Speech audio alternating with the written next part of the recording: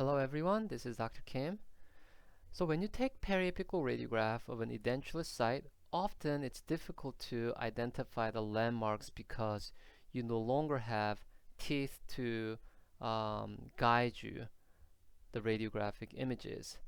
So this is an example of where the patient is missing teeth in the anterior maxilla, and the student attempted to take a PA of the missing canine. So we're talking tooth number 6 and 11.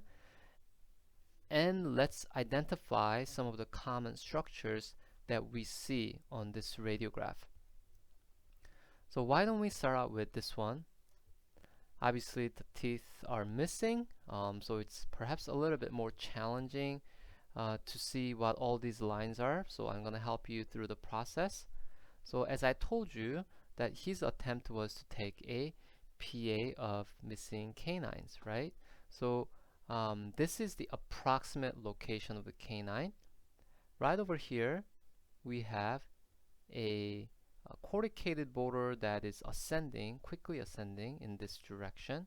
And we have another corrugated border that seems to coincide with the border of this radiolucency and extends obliquely in this fashion, and it goes up again.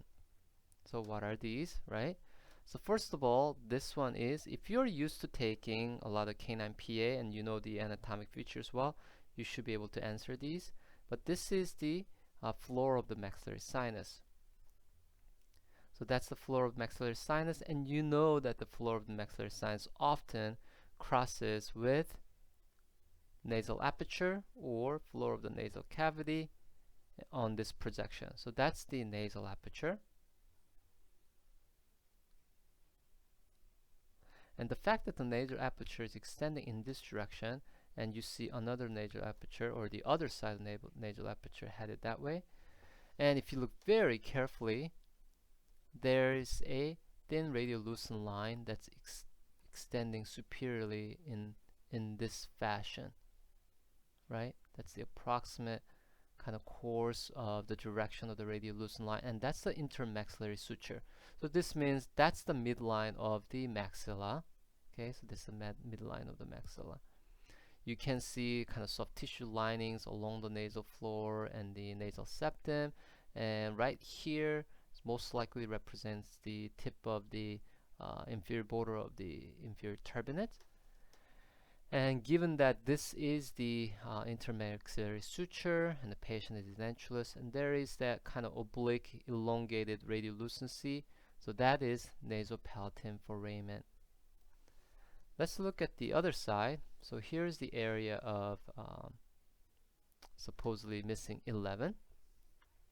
We can better appreciate the nasal aperture right here, nasal aperture, and we see the nasal septum.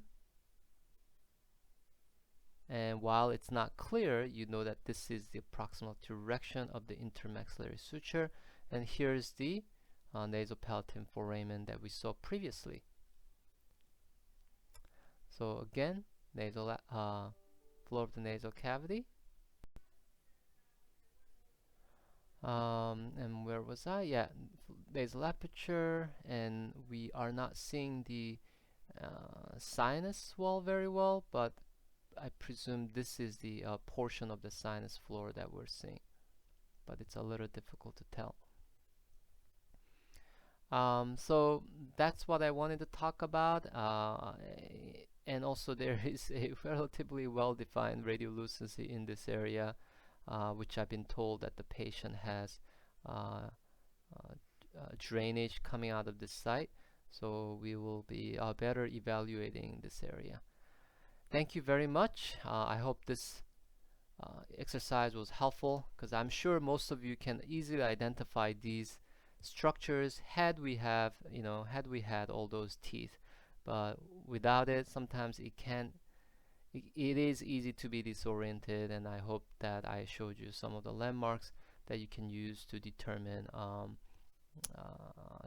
them. Anyway, thank you again for your attention, and I'll see you in the next video.